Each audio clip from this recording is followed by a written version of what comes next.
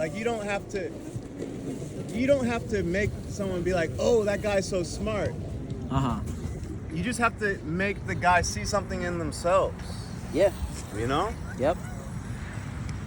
That's true, bro. You know? That's very and true. It's like, and that's kind of the issue with music. It's like, are you playing to impress me, or are you playing to touch my heart? And I think you can do a little bit of both. It doesn't have to be mutually exclusive. Right.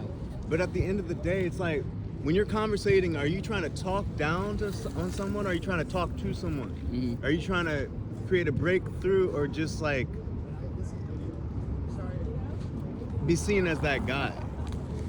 You know, and that's kind of the problem, like with a lot of education, is like they try to complicate things so they have something to teach you. But like, for example, health, like anyone can put their feet in the sand. You don't need a prescription for that. You don't need a prescription to breathe a little better. You just do it. You just do it. That's true, bro. And you know, that's a book I read, the 12 Secret Keys to Success. And what I took from that book was the fact that the narrator said, look at a bird. Yeah. No one teaches a bird how to fly. It just does, because it's in its nature. Same thing with a tree. Yeah. Nothing teaches a tree how to grow. It just grows. So All it needs is the right ingredients, exactly. water. And so it's us as human beings to be great. It's in our birthright to be great. So we just gotta be great. No, and it's like we have to put ourselves in environments and sometimes limit exposure to certain environments, because like you can't expect an oak tree to grow as well in the desert as an oasis. That's true. Yeah. So it's like, and some people, they can overcome their environment like Bob Marley, but a lot of us, it's like the environment can break you down. So it's like when a lot of rappers become famous, it's like they gotta get out of the hood, because that it's like the desert for them. It's like they might die there. They're in danger. You know what's funny? I just got done watching Snowfall. Okay. And there's a character by the name of Wanda. She was good, and then she started doing crack, and she was down bad, like bad. And then when she finally got clean and came back, she keeps telling everyone around her, like, yo, this environment is not conducive to me, because everything reminds me of that past, and I'm trying hard not to go back, but I already got a record. I'm a recovered addict, and it's really hard because you see that every day. So that's a very valid point, bro. You know, so like, you can't get mad at, for example, an oak tree for not growing well in Vegas. Mm-hmm. Vegas is the desert, you know? But, and this is another thing, it's like, I don't need, like, sometimes I don't even need to be the middleman between helping someone. Yeah. Sometimes it's just them figuring out that the environment is stealing from their growth. No, they eating. You know, and Hey, they eating right here. He's about to pop up. So cute. you got a cat one over here. Yeah, that's so cute. He's gotta go potty bad. I'm gonna make him go over here. Come on, Bubba. Yeah, but I think like the more we try to impress people, Yeah. the more corny it looks, and sometimes like just being a great example, like that's the best thing we can do for the world. And Leading like by especially like with this health shit, like for me, I'm working on getting more sleep. I know I'm cheating myself on that, like, but it's like a lot of the biggest health hacks are accessible to everybody, you know. It's like one of my homegirls, she said she went to a psychic, and the psychic was like, you need a vacation. And my homegirl's like, nah, everybody needs a vacation. I didn't even pay you money to tell me that. Yeah. Everybody needs a vacation. I need a vacation, bro. Right. A long overdue, son, for real. Yeah. Yeah, But man. another thing, like, you know, this is what I was talking to someone like from Island Records about at Bardot, and I was saying, like, we have this idea that we're gonna be happy somewhere else, And that type of idea creates sadness. But it's like, you can create a vacation in your own backyard. You can create a vacation by closing your eyes. You don't have to go somewhere to feel happier. Because Sadhguru says you go, like, you want to go to the mountains and not be stressed. But you take your city stress to the mountains. So it's like you got to change your mind, because you could be in the most peaceful environment, but if you're living in your past, you're living in your trauma and all this, and you can't let shit go and just let the clouds pass, then it's like no matter where you are, you could be in the most beautiful environment. Like, and this happens on vacation all the time. You got people who go on vacation, but they're still on social media, they're still answering their phone for their job. So it's like, is that really a vacation? Right. You know?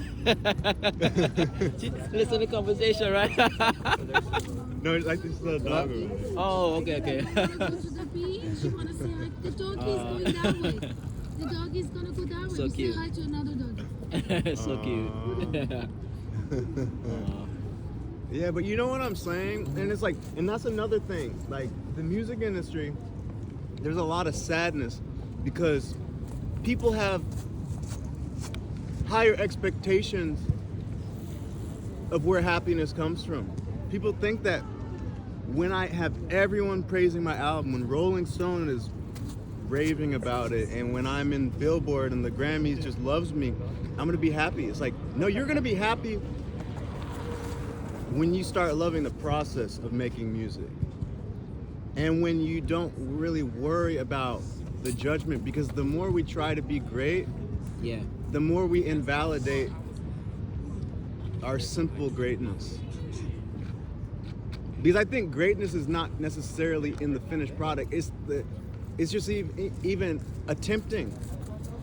Like Rick Rubin says, like, you know, I forget what he said about it, but basically, you know, like the music creation process is where kind of the fun happens, or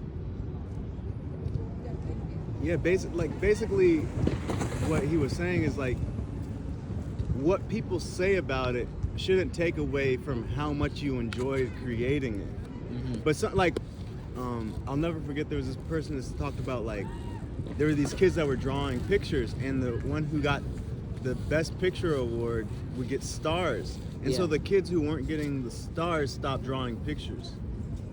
And so it's the same thing. It's like, if you're like, let's say you want to get 100 likes, but you're only getting 5 or 10, Yeah. that shouldn't deter you from posting and for just, You know what, bro? You said something and it struck me, because I wasn't special ed. I never really revealed this to people, but most of my school, well, my primary school or elementary school, as you guys say here in the US, I was in special ed class. And not because the work was hard, it's just that it took a little bit longer for it to process and for me to catch on. And you know, sometimes teachers, they got a curriculum and they got to keep moving. So I always fell behind. And that led to me repeating a grade, right? And somehow I just started to slowly transgress from my academics, because I realized I wasn't getting any stars. So I would literally be in class, bro, and I'll be so aloof, like my mind will be somewhere else. and then also it's like a place of shame. Yeah. So, but you know what made me kind of circle back? Music. When one of my teachers, Mr. Pitt, he was the musical director for the choir, Yeah. and he was looking to recruit new students to to sing. And at the time, I didn't know I had any musical gift. He just had us sing the solfege. I thought you meant Do, re, tomorrow. mi, fa, sol, la, ti, do. And he went around the whole class, and out of the entire class was me and another classmate by the name of Carl Spencer. We were the only two pupils that were able to sing do, re, mi, fa, sol, la, ti, do, ti, la, so, fa, Yeah. backwards. And to me, it felt natural. You Yeah, to me, it felt natural. Like, all my other classmates were catching hell, bro. And I'm like, bro, this is so easy.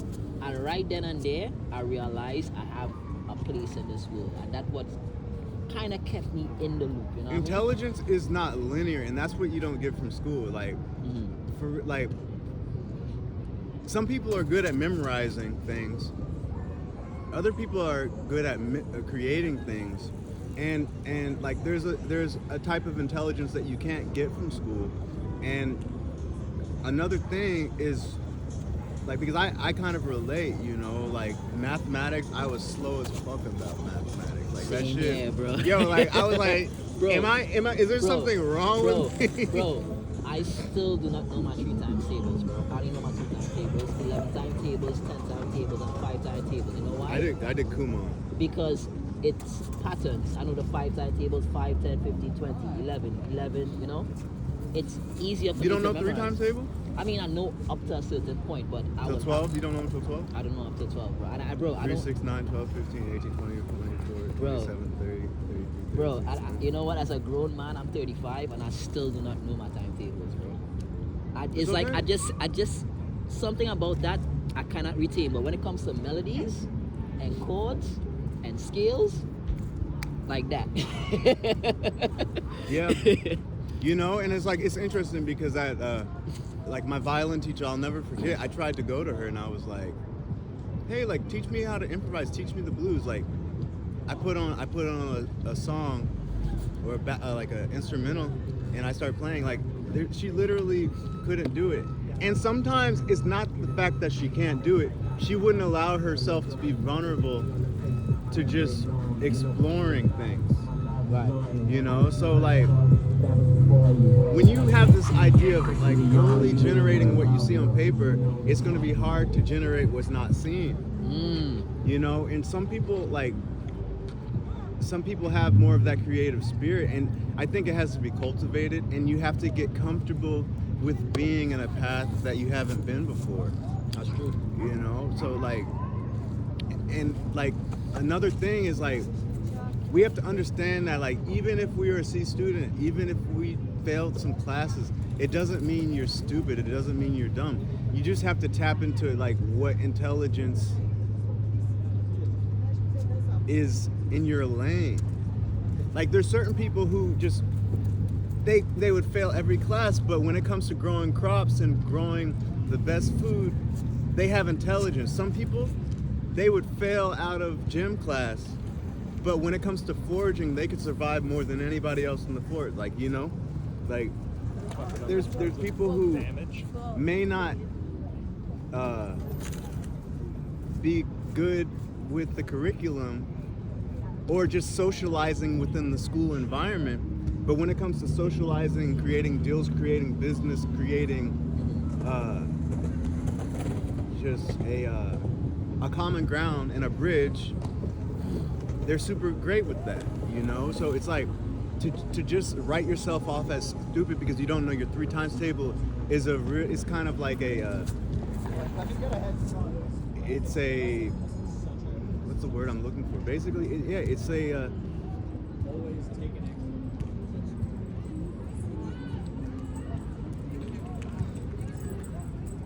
it's a, You'll find it. it's just like it's an unfortunate situation, and like I think you're really discrediting yourself, and you're It's a blocking your blessings. it's You're a blocking. self-sabotage.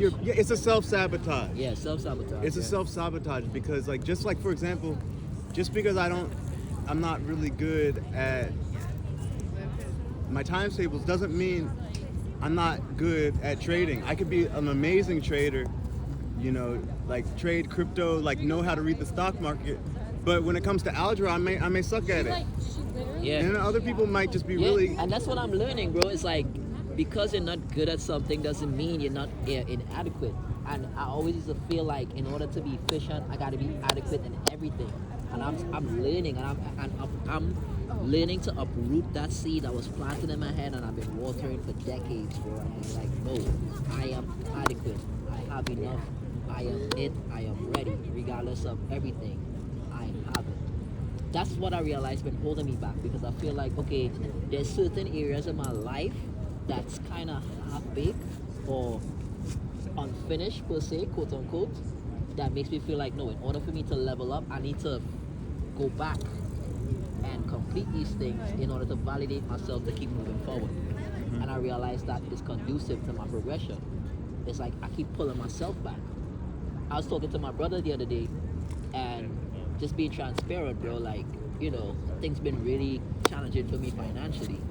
And he told me something. It's like, bro, if you had $700,000 in your bank account or $75 in your bank account, does that validate this conversation we having here? I said no. He said, well, right. And I right there something clicked, bro. I was like, yeah, bro, I'm not be tripping, because the thing with me is like when I'm low on cash, bro, I feel like I have no sense of value. I can't voice no opinion. I feel like I have no self-worth as a man, for me. You dig what I'm saying? Yeah. But I'm slowly learning to unlearning that thinking process. You know what I mean? It's like, yeah, and just like to understand, it's like,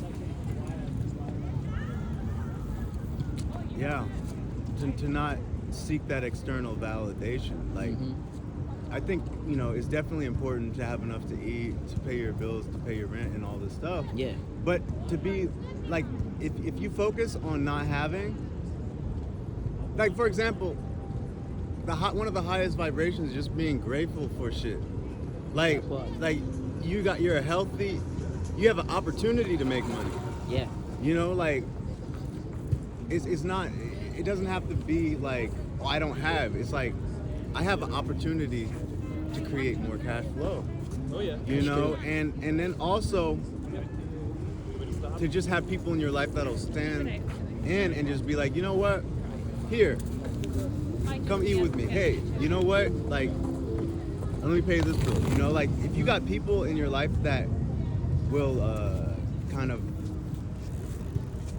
that you got to lean on, like, that's a blessing. You got some rich people that, like, they could be dying, their neighbor will not save them. It's like, I don't want to get sued. Right. Yeah.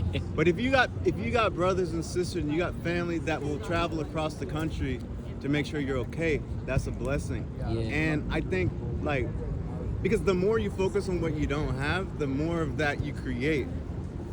You know, the universe is like, oh, he's focused about not having money, so I'm going to confirm it every year and everywhere. and then you start, like, this is why I had to stop hanging with my other homie, because he's low on cash, his phone's freaking turned off, and this bouncer disrespects him, he wants to sock him in the face, and I'm like, because you're equating your self-worth to not having money, and sometimes people with low self-worth, they don't have anything to lose, so any type of disrespect they're at a deficit of feeling adequate. So it's almost like that punch is like, I'm a human being, I deserve respect. But it's like, you deserve that regardless. But some people, when they equate their external value, it's like, oh, I'm not like these freaking Hollywood ballers.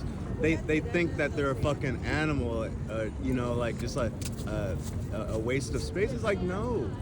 You have to flip it around and just understand. It's like, if you got health, if you got your parents that you can call, if you got friends and people that you can break bread with, if you got all this stuff, then, like, you just have to count your blessings and not your deficiencies. Yeah. You know, and like, I would say maybe focus 5 minutes on your deficiencies, but focus like quadruple time on what you have, like create a list. Yeah. Because I love this thing. It basically says, like, we overvalue what we can buy and we undervalue what we can't buy.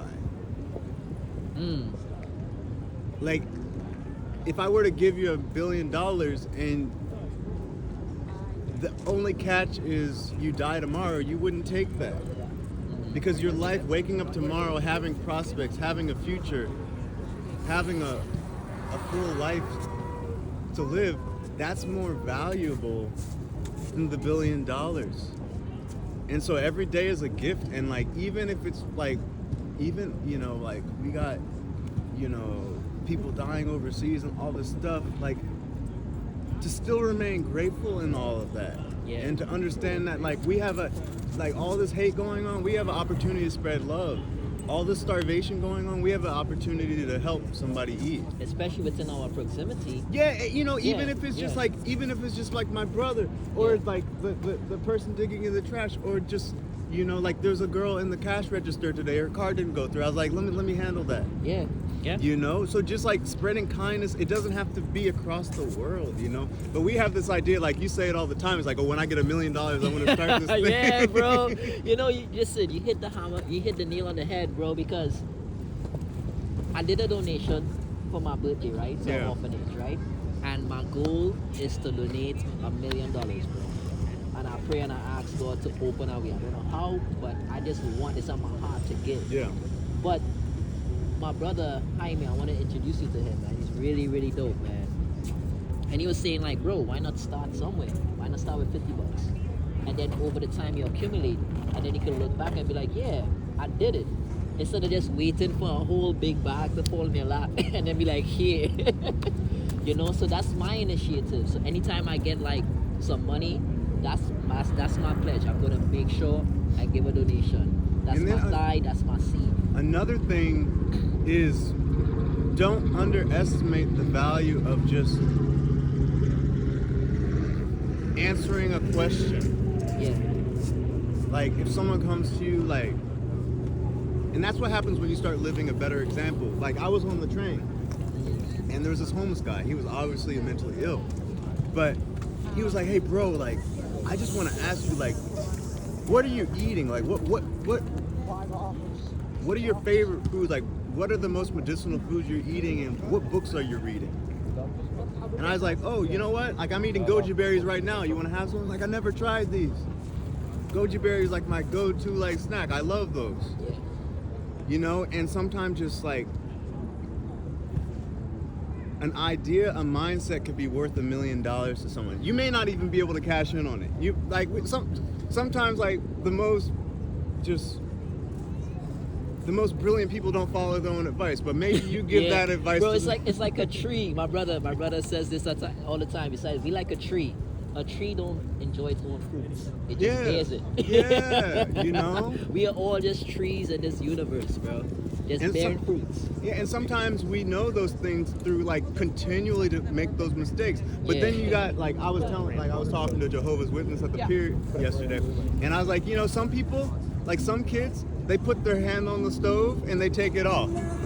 Other people, they don't learn. They put their hand on the stove, take it off, put They their hand did on it the again, stove. yeah. You know, and so that's why like some wise people, they're wise because they made the mistake 1,000 times and they know through experience. Yeah. But sometimes like you could have a podcast, you could say a word to someone, and then it's like they're like, oh, I've been self-sabotaging in this way. Oh, I won't do that anymore, and they don't, and then they become Yeah. a multi-millionaire Yeah, or whatever, yeah. just like a great family man or whatever, you know, like Yeah. advice, like it's the equivalent of teaching a fisherman or like someone how to fish versus giving him a fish, like. Yeah.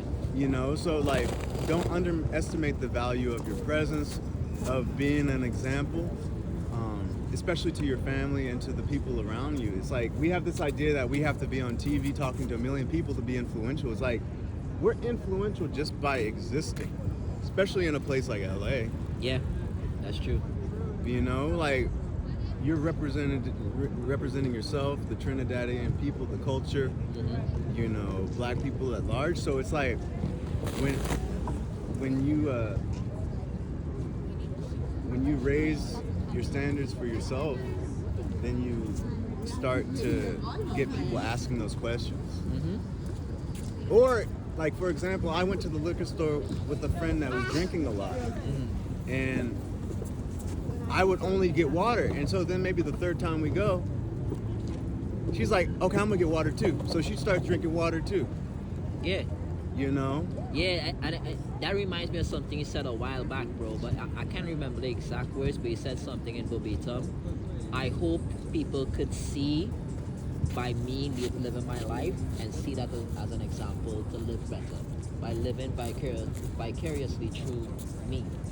And that's really, really, really dope, bro, because I'm a firm believer in leading by example. Yeah. You can't teach me something if that's something you don't believe in, you know, if you don't know if you don't overstand. Like, Shake 'em out. to me, it's like that's just you being hypocritical. You're being a snake oil. You're being a snake oil doctor. So how could you sell me something that you don't fully believe in, or you don't even try or do or even consume? Yeah. You dig what I'm saying? Yeah, I heard there was a yogi who was asked by a boy that was overweight.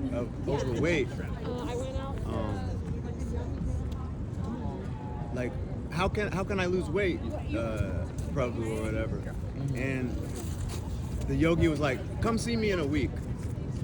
And so he came back a week later, and he said, stop eating sugar, stop eating sweets. You eat too many sweets. He said, why couldn't you say that the week before? He's like, because I just had sweets earlier that day. But sometimes you don't have to be following your own advice to be wise enough to give advice, Yeah, you know? yeah. And I think this is what a lot of people don't, like, like sometimes you can be valid on speaking the truth because you've seen the lies.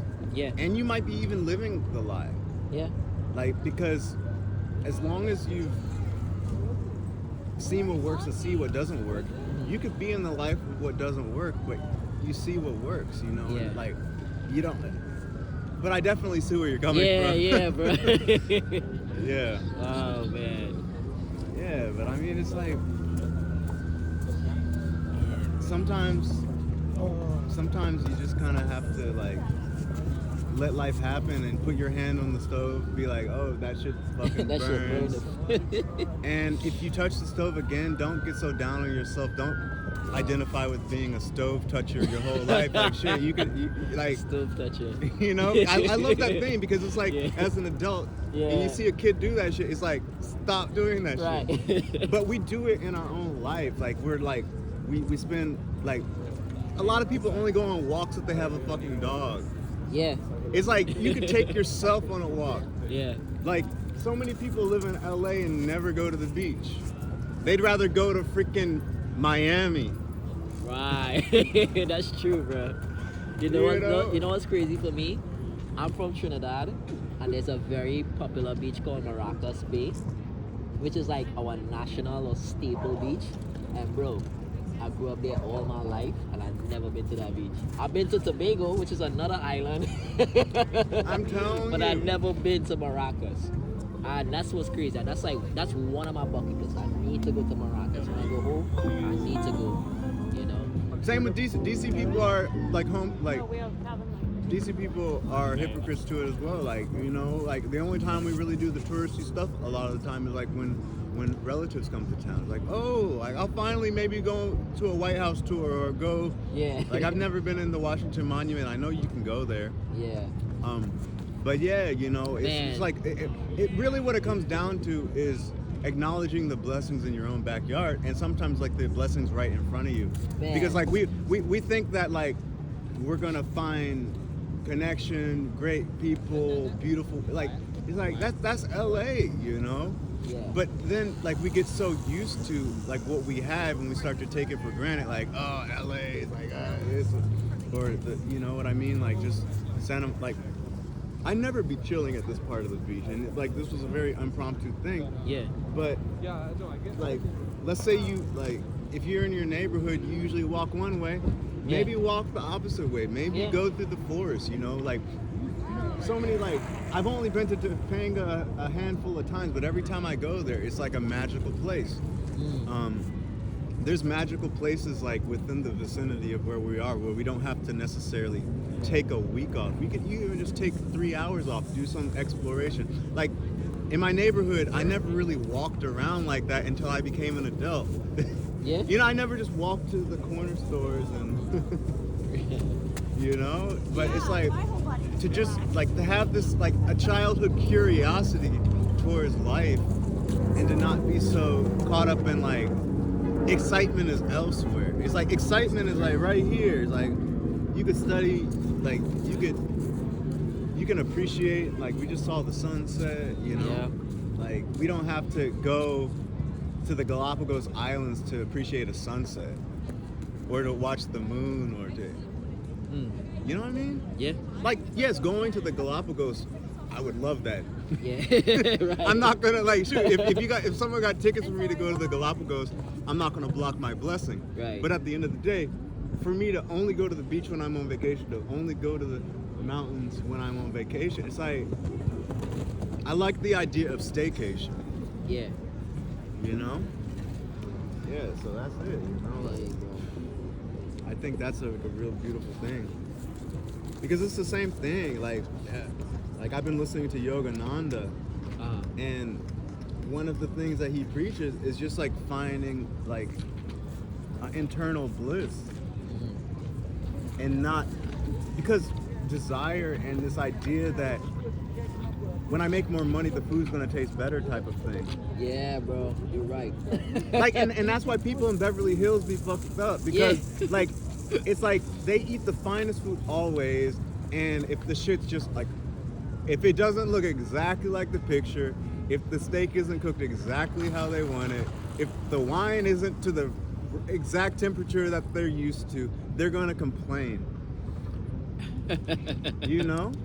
I think like shit, like to just like appreciate that the fact that you're eating and drinking and that you're in a safe place, like gratitude, like, and this is another thing, they test happiness between people who are from these so-called developing nations and people who are like in 7 figures, and it's like I think the people who are from these developing nations, like they find joy in simple things, and it doesn't mean that you shouldn't achieve financial greatness, but it's like just to appreciate what you have is the ultimate life hack. And it doesn't mean like, yeah, you know what I mean? Like, I'm not saying like just like don't make money, do all these things, but it's just like put it in perspective. Like, make money, still make sure that you're going on a walk. You know, like make time for yourself and make time for your job. Like, have kind of like a you know, like so many people in LA, it's like they just want to freaking like they pretend that they're too busy to just have lunch. They're like they're just freaking grinding all the time, and it's like, like, you know, remember even like, you know, our producer friend, I'm not gonna say. Yeah. It's like that's you're being a slave to your job, and it's like bro, at least get some sunlight. yeah, You know what I mean? Like, imagine that. Like, I can see myself being in the studio all day, every day, bro. I need a break to go outside and get some sunlight, some fresh air, and just relax my mind, bro. Like, I get it. You want to be there all the time because you never know what inspiration or idea may come. I understand. But, bro, we are a limitless well of creation and ideas, bro. So what if an idea come and you don't grab it? Another one might come. Another one's gonna come. in a rich in one of my billionaire friend's father's backyard, it said a quiet mind is where inspiration happens. It didn't even have like a name under the person who said it, but basically it's like when you quiet your mind, you can find valuable things. Like Einstein, he used to go into the kitchen and play his violin when he had just a hump in what he was trying to work on. Like when he had a roadblock, he would play the violin, and then out of nowhere, the idea or the solution will come. yeah, and some, like I heard this, the painter Dali, he would go to sleep with a spoon in his hand. As soon as the spoon dropped, that's when his inspiration would come, like right before he goes to sleep. Wow. You know, so just like that idea of like when you clear the waters, it's like for example, another thing is like we need inspiration, we need life. Like art imitates life, and if you're only doing art can't, like, you can only get so much inspiration off of art. You can get inspiration off sunset, off of people, off of just the experiences that life, like even heartbreak, just Yeah. you know, like you don't, like this idea that like you constantly have to be doing your craft. because then you start to resent your craft. Your craft becomes your bondage. Yeah. You know, and Yeah. that's like something that I experienced when I went to music school, because like it was like what I love, but then there's also my anxiety because I have to perform. I have to do these juries every quarter, and so it starts to just be a source of anxiety and a source of not feeling worthy. You know, so like it's just super important to just not be so like trying to chase the bag, but letting your bag be your experiences and just like having times, like for me, I like to miss the violence sometimes. Like sometimes, like if you haven't like played in like 3 or 4 days or like, Yeah. you know, like performed in front of people for a while, when you perform again, it's a reunion. Yeah. But when you do it every day, it starts to, for example, it's like Marilyn Monroe said, fame is like caviar. Like once in a while is great, but not every day. Yeah. And it's the same thing like with your favorite food. If you eat your favorite food every day, it's not going to be your favorite food after a week. So like, it's good to have a healthy relationship with our passions, because then our passions become, if we don't watch, our passions can become our our prison. Yeah. Yeah, our prison. yeah. Yeah, I saw that in a movie, bro, where this I forgot the name of the movie, but there was a scene where some people were trying to find investors, and they were in a room with a lot of wealthy CEOs and people. Yeah. And one of the CEOs was talking to them, and he was like, "How old are you?" And the guy was like, "I'm 35." He said, "Oh my gosh, you guys are so young, full of life. Don't get me wrong. Sometimes I'm grateful for my company, but sometimes my company feels like a $7 billion prison." And I'm like, wow, because you always got to be on point. You know what I mean? Always gotta. You like when you go on vacation, there's a problem. You gotta fly back early. You gotta send the yeah. email. You gotta send an email. You gotta thing, and you know what, bro? My goal in life is I wanna be rich enough to where I could live the best, eat the best, but I'm still free.